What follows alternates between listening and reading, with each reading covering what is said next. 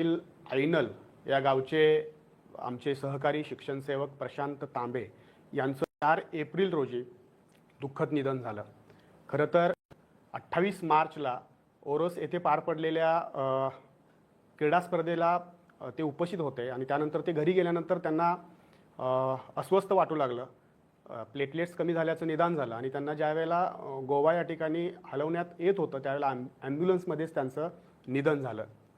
खरं तर प्रशांत तांबे यांच्या अगोदरही सिंधुदुर्गातले 3 शिक्षणसेवक जे आहेत त्यांचं निधन झालेलं आहे।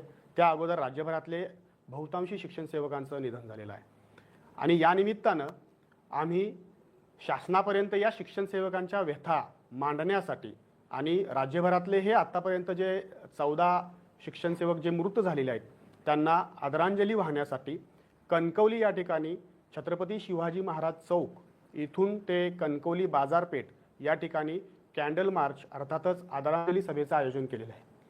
खरं तर राज्यामध्ये 2024ला राज्यातली सर्वात मोठी शिक्षक भरती झाली आणि यामध्ये जवळजवळ 28,000हून अधिक शिक्षक जे आहेत ते नोकरीला लागले।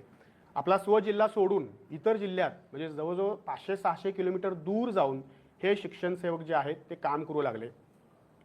आपला संसार त्या ठिकाणी त्यांनी संपूर्ण नेला। मात्र या शिक्षणसेवकांना केवळ शासन 16,000 इतकं तुटपुंज मानधन देत आहे। त्यातही 201 रुपया या शिक्षणसेवकांचा हे शासन कट करून घेत आहे। त्यामुळे केवळ 15,799 मध्ये या शिक्षणसेवकांना आपल्या कुटुंबाचा संपूर्ण उदरनिर्वाह करावा लागतोय आणि यातच प्रशांत तांबेसारखी अवस्था अशा बहुतांशी शिक्षणसेवकांची राज्यामध्ये झालेली आहे आणि एखाद्या शिक्षणसेवकाचं असं काहीतरी बरं वाईट झालं तेव्हा मात्र या शिक्षणसेवकाकडे ढुंकूनही शासन पाहत नाही किंवा इतर कोणीही अधिकारी पाहत नाहीत आणि म्हणूनच अजून किती प्रशांत तांबे अजून किती शिक्षणसेवकांच्या मृत्यूची हे शासन वाट पाहतंय हा सवाल या निमित्तानं आम्हाला विचारायचा आहे आणि म्हणूनच आम्ही 18 एप्रिल रोजी आमच्या व्यथा आम्ही या कॅन्डल मार्चच्या माध्यमातून शासनापर्यंत पोहोचवणार आहोत। खरं तर हे शिक्षणसेवक केवळ एकच परीक्षा दिली आणि सेवेत आलेत असं नाही आहे। या शिक्षणसेवकांनी TET परीक्षा जी MPC च्याही पेक्षा अवघड अशी समजली जाणारी ही परीक्षा ज्याची चर्चा सध्या देशभरामध्ये आहे ती TET परीक्षा, CTET परीक्षा आणि सर्वात महत्त्वाचं शिक्षक अभियोग्यता व बुद्धिमत्ता चाचणी म्हणजे स्टेट परीक्षा ही परीक्षा उत्तीर्ण होऊन या ठिकाणी सेवेत आलेले आहेत। शासनानं आम्हाला ऑलरेडी चाळून घेतलेलं आहे आणि पुन्हा काम करत असताना जे इतर शिक्षक काम करतायत तेच काम हे शिक्षणसेवक करतायत। बहुतांशी शिक्षणसेवकांकडे सिंधुदुर्ग असेल, रत्नागिरी असेल, रायगड असेल आणि इतरही जिल्ह्यांमध्ये मुख्याध्यापक पदाचा चार्ज आहे। त्यामुळं खूप जास्त काम शिक्षणसेवक करतायत मात्र मानधन मात्र त्या मानानं मिळत नाही आणि म्हणूनच आमची मागणी आहे की या शिक्षणसेवकांना समान काम समान वेतन या तत्वावर किमान बेसिक वेतन देण्यात यावं।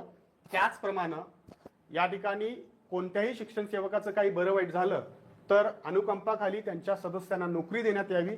त्याचप्रमाणे सेवा शर्ती ज्या आहेत त्या सर्व सेवा अटी ज्या आहेत त्या सर्व शिक्षणसेवकांना लागू कराव्यात अशी आमची या निमित्तानं मागणी आहे आणि सर्वांना या निमित्तानं आवाहन करतो सर्व शिक्षकांना सर्व शिक्षणसेवकांना की 18 एप्रिल रोजी होणाऱ्या या कॅन्डल मार्चला आदरांजली सभेला सर्वांनी मोठ्या संख्येने उपस्थित राहायचं आहे।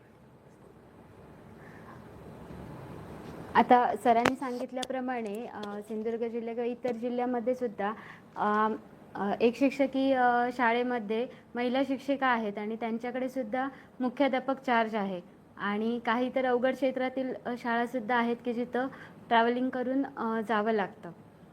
तर अशा परिस्थितीमध्ये आणि आम्हाला कोणतेही सेवा संरक्षण नाही आहे किंवा जे रेग्युलर शिक्षक आहेत त्यांच्याप्रमाणे आम्हाला कोणत्याही सेवा मिळत नाही म्हणजे रजाही आम्हाला मिळत नाहीत।